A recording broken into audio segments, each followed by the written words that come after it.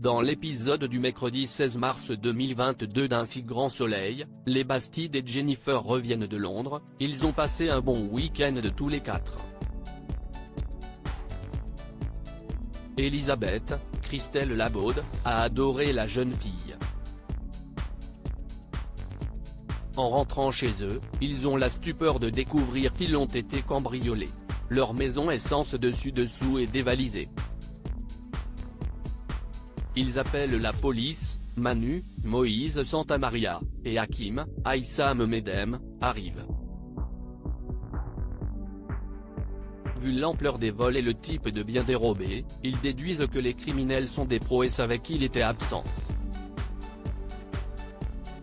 Arthur, Auguste Yvon, appelle Jennifer pour la prévenir, elle s'inquiète pour Elisabeth.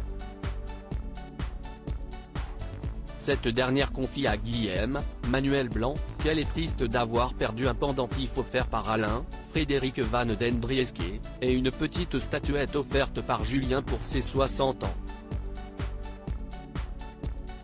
Elisabeth se demande qui a bien pu la trahir dans son entourage.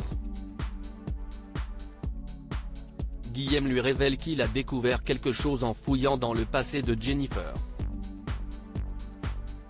Elisabeth apprend que la mère de la petite amie d'Arthur a participé à des cambriolages et a fait de la prison pour cela.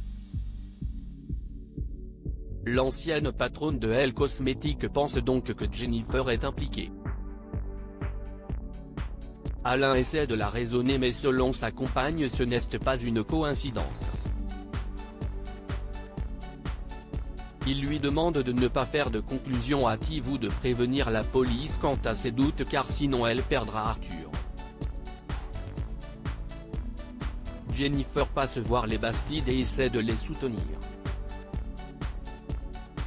Pendant le repas, Elisabeth pose des questions à celle-ci sur son passé et ses parents.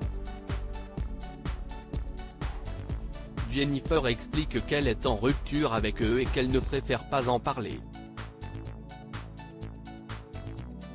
Anissa est placée en garde à vue dans Un si grand soleil. Le corps sans vie de Léo est retrouvé dans la marina du port. Yann, Constantin Balzan, et Élise, Malia Roman, sont en charge de l'enquête. Un homme a été témoin de la dispute d'Anissa, Siam Falloun, et Léo avant qu'il ne tombe dans le haut à cause de Bruce, peu après le départ de la jeune fille. Il rapporte avoir seulement vu le couple qui s'est violemment disputé. En prison, Erwan apprend la nouvelle, il est furieux.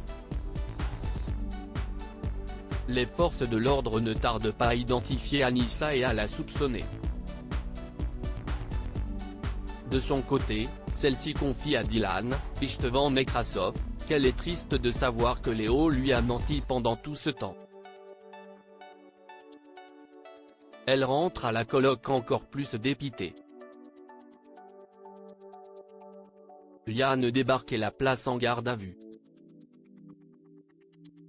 Choquée, elle découvre au passage que Léo est mort. À suivre dans Un si grand soleil.